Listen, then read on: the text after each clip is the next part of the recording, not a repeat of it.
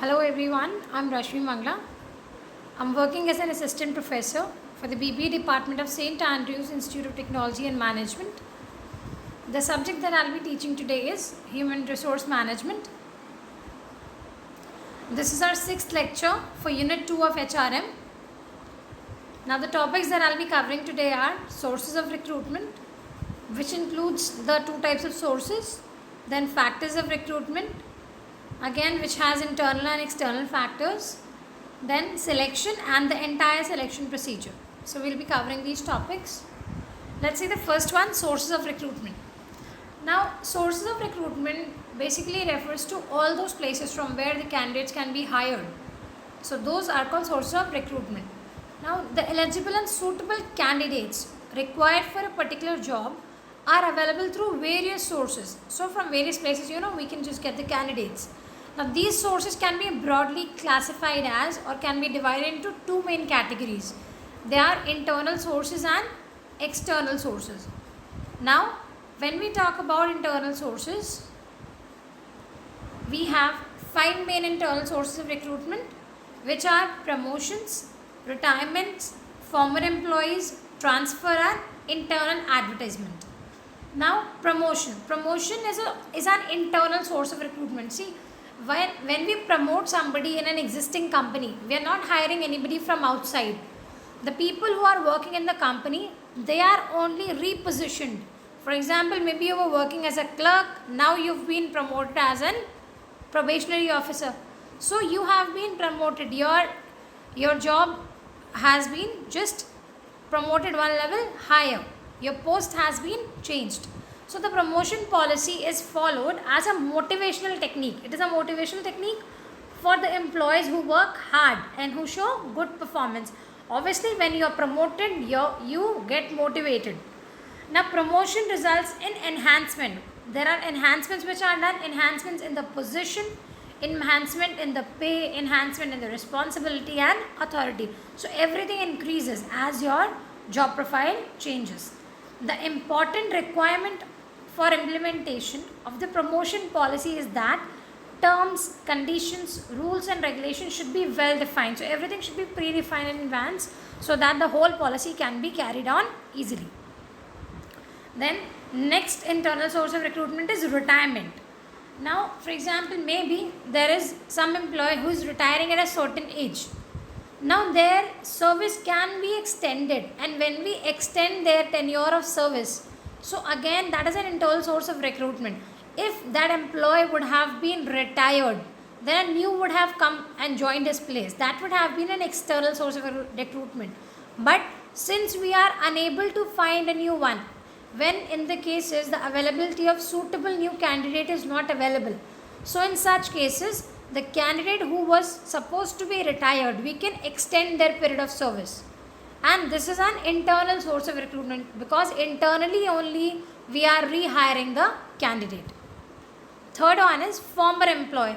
Now former employee means the employees who have worked in the company earlier, who would have left the company for any reason, for maybe a personal reason, maybe somebody in their family might be getting transferred, or maybe any reason.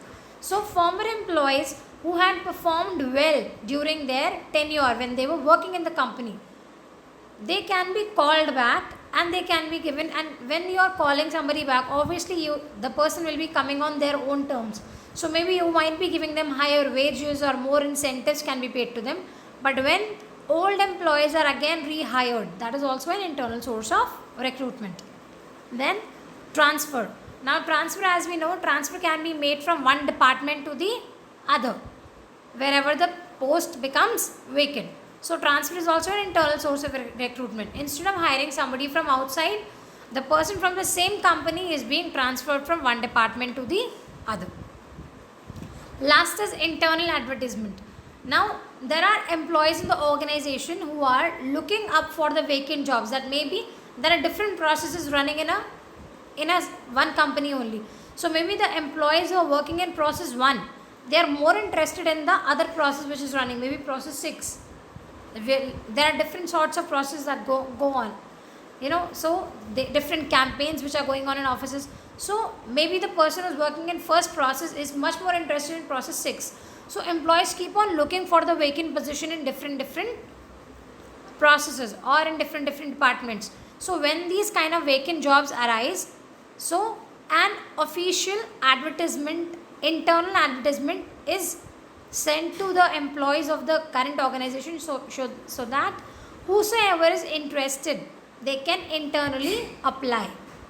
So as the people are working in the company since a long time, so they already know about the specification and description of the vacant job. So for their benefit only, the advertisement within the company is circulated. We circulate the whole advertisement within the company so that the employees will be intimated and so that they can apply for that specific position. So these are the internal sources of recruitment. Now we'll see the external sources. External source means which are outside the boundaries of the company. External sources include press advertisement, campus interviews, placement agencies, employment exchange, walk-in interviews, e-recruitment and competitors. Now let's see the first one, press advertisement. Press advertisement is the most common one, which we all are also very familiar. We would have seen, at times you would have seen there in a newspaper, there is a classifieds column which comes up. So that's also kind of press advertisement. It is a wide choice for selecting the appropriate candidate for the post is available through this source. A huge choice, because the press advertisement is a kind of advertisement which is available, which can be made available to ample number of people, because they are, most of them read the newspaper, so everybody can see that. So it gives publicity to the vacant post and details about the job in the form of job description or job specification. Everything is made available to the public in general. So this is a press advertisement. Like for example, the vacancies which come in the newspaper, that's an example of press advertisement. Then campus interviews, we would be much familiar. There are many companies who are coming to hire in the college, who are coming to hire the students, so that from the educational institutions. Now this is a very easy and economical process for the companies. The company official, what they do is they personally visit various institutes or institutional organizations and select the students eligible for a particular post by conducting interviews. And students also get a good opportunity to prove themselves and get selected for a good job. That means they also, without running here and there, without making much efforts for looking out, they can easily grab a job if they have the talent. So campus interviews, again an external source of recruitment. Placement agencies. Now a data bank of candidates is sent to the organization. There are many agencies who are set up for providing placement to the employees and for helping the employers also, or the organizations also, in finding the prospective employee. So a data bank of candidate is sent to the organizations for their selection purpose, and agencies get commission in return. So these agencies, what they do is they hire people for the different companies, and those companies give them commission in return, because the whole recruitment procedure is almost cut short by the agencies. So they do most of their work, so that's why they get commission for that. Then next is employment exchange.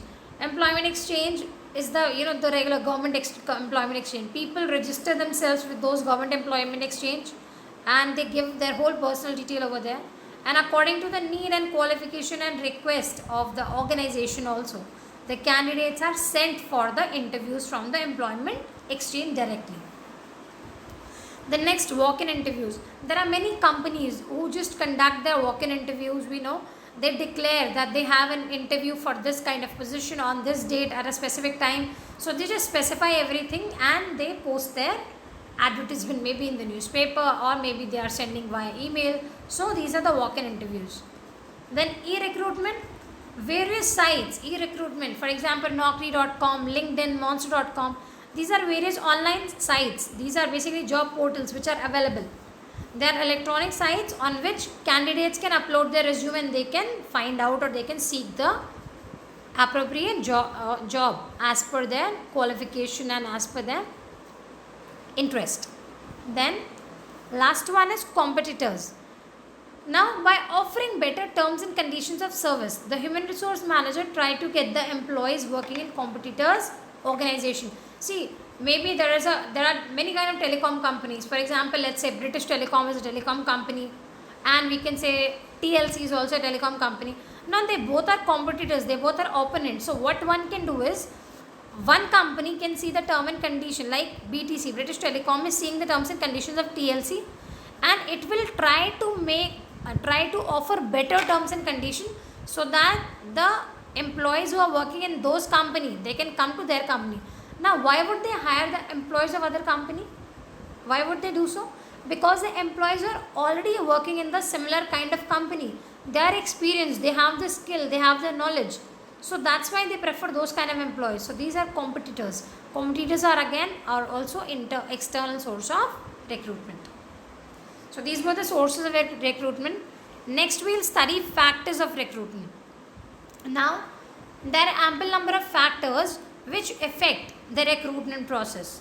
Now the recruitment function of the organization is affected and governed by a mix of various internal and external factors. Again, we have internal and external type factors. The internal forces are the factors that can be controlled by the organization. Those factors which can be controlled within the organization, by the organization, they are called internal factors. And the external factors are those factors which cannot be controlled by the organization. Now let's see what they actually are.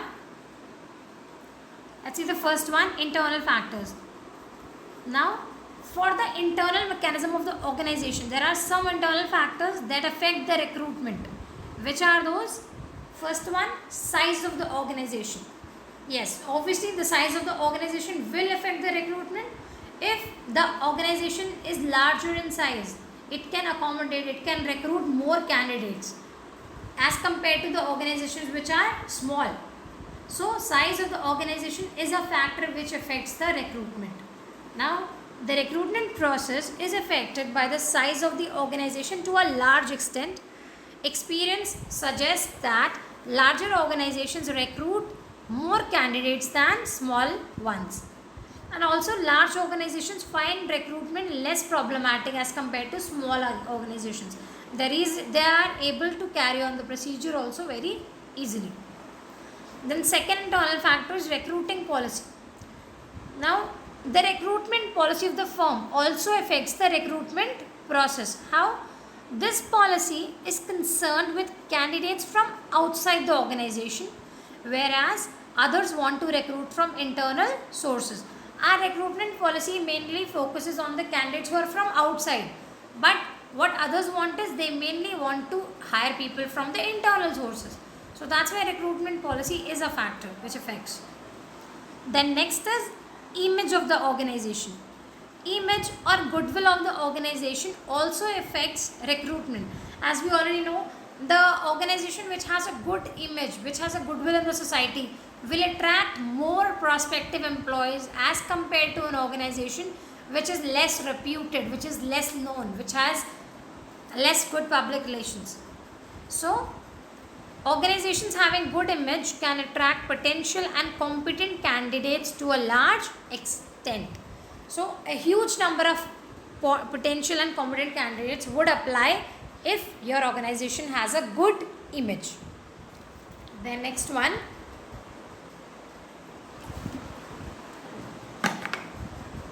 image of job. Now again, it's kind of similar. Jobs have a good image. Good image in sense of what? When does a job has a good image? When it gives proper working conditions, when it gives good remuneration, when it has career development opportunities, etc. So these are the these are the prospects which create a good image of an organization, and that can attract the potential and qualified candidates to a large extent. So these are all the internal factors of recruitment which affect the recruitment process. Now let's see the external factors also. Now when we talk about external factors, these are first one. Now demographic factors. Demographic factor. Demography is the study of human population in terms of age, sex, occupation, religion, composition, ethnicity, etc. Now these are the factors which affect the process of recruitment externally. They are not internally related. It is a source of external factor. Then next one, labor market. Labor market constitutes the force of demand and supply of labor of particular importance. For example, let's say for a particular process, or for a particular designation, the demand of the employees is less but the supply is more. Or let's assume if demand for a particular skill is high and relative to its supply is less, so the recruitment process involves more efforts. When supply is less, more effort will be required to recruit the person, and contrary to it, just an opposite to it, if supply is more, the process will be easier. जब candidates हमारे पास ज़्यादा है and demand हमें कम है, so our process will be easier. But when demand in the market is more and candidates are less, the process will be tough. Then next one, legal considerations. Legal considerations with regard to employment provision for underprivileged caste, etc., will have a positive impact on the recruitment policy of the organization. So these are legal considerations, they have a positive impact when we take into in regard with employment provisions for underprivileged caste. For example, there are many acts which have been passed, the Factories Act 1948 or the Employment Exchange Act 1959. So these are all which are related to legal considerations. Then the next factors are unemployment situation. Now the unemployment rate of a particular area is again another influencing factor for the recruitment process. If unemployment rate is high, recruitment process will be simpler. Unemployment rate is high, recruitment process will be simple. Unemployment rate is low, the process will be more complex. So it's just vice versa of each other. Then last one, social and political environment. Now the forces of the social and political environment also influence the recruitment policy. For example, the change in government can have a direct impact on the recruitment policy of the company. If the government has changed, the recruitment policy of a country can change, because due to change in government, many rules and regulations will be changed, and when rules and regulations are changed, the process of recruitment, the recruitment policy, they can be changed. So social and political environment is also an external factor which affects the recruitment process.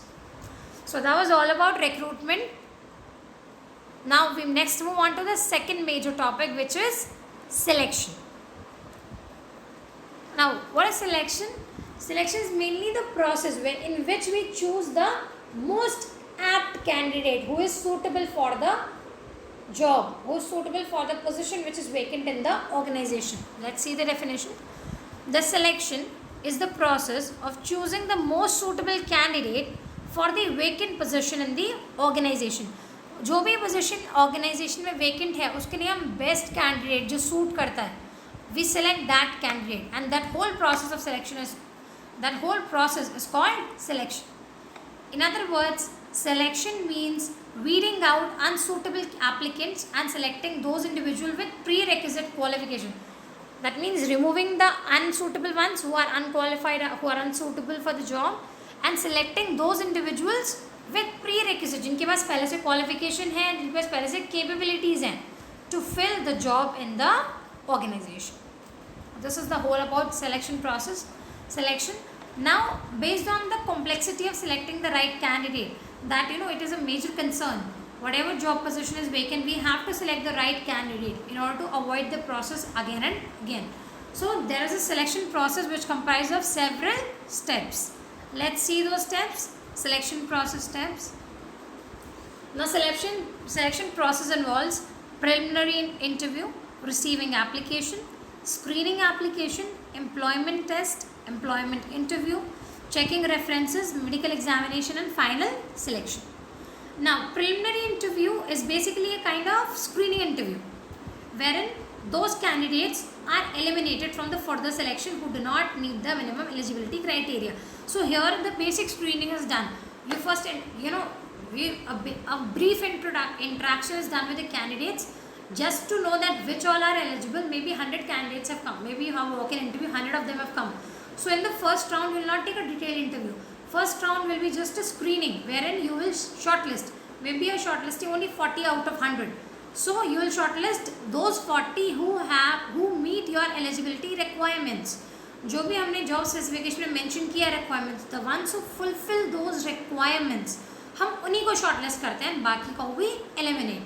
So it is a process. It is basically a kind of screening interview wherein those candidates are eliminated from the further selection process who do not meet the minimum eligibility criteria as required by the organization.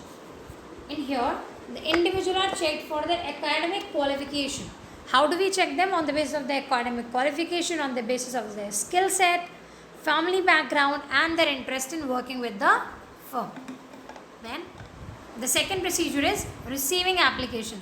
Now, once the individual qualifies the preliminary interview, when initial screening has been done, he is required to fill in the application form in the prescribed format.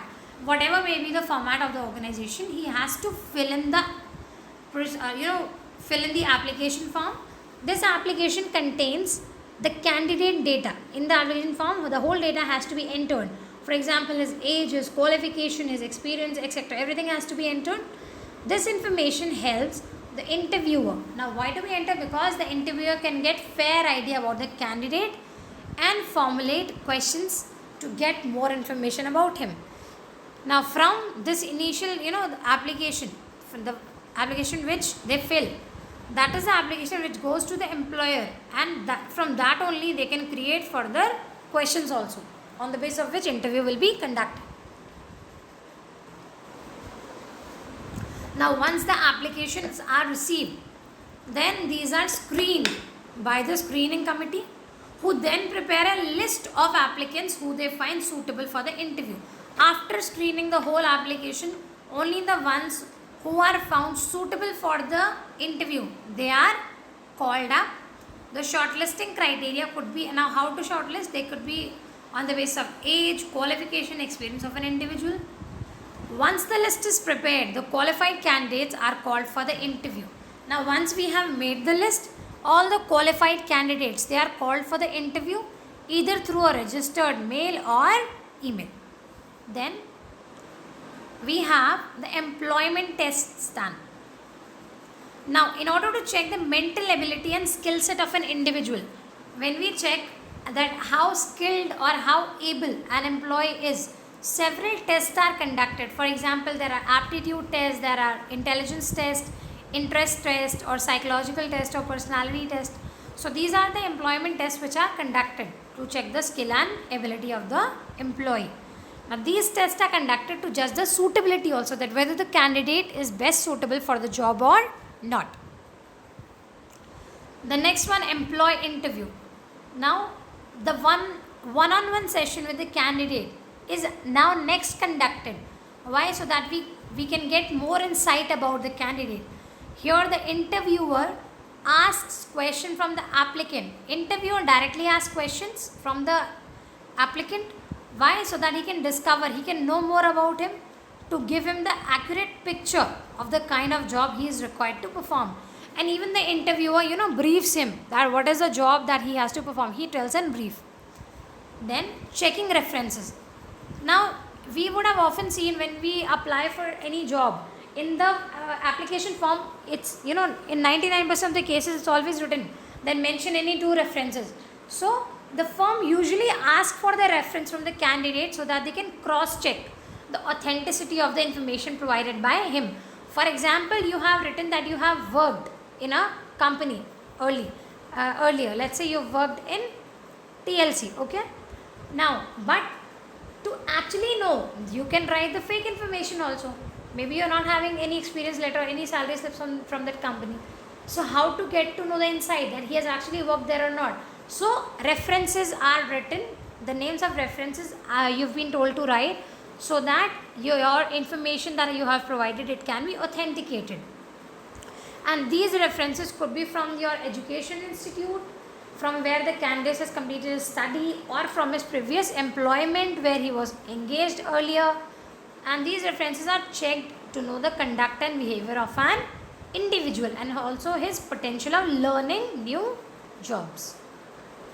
Then medical examination.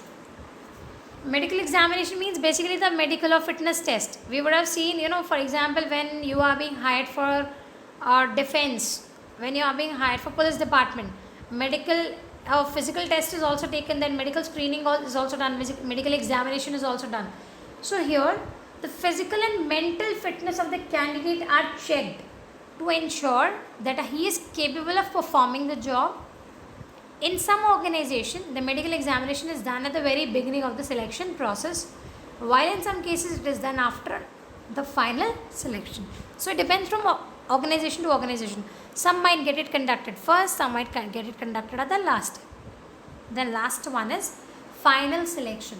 Now finally, after all the rounds which have been taken place in the selection process, the employee, the candidate, basically not the employee, the candidate who is found best suitable fit for the job, he is given the appointment letter to join the organization. So that is what final selection is. So this was the entire selection process that we studied. You can jot down the key points. Now there are certain questions that you have to do. Explain the sources of recruitment. Here you will be explaining both the types of sources. Then what are the factors of recruitment? Again, you have to explain both the factors. Define selection and explain in detail the selection process. You have to tell the selection process also. That's all for today, children. Thank you.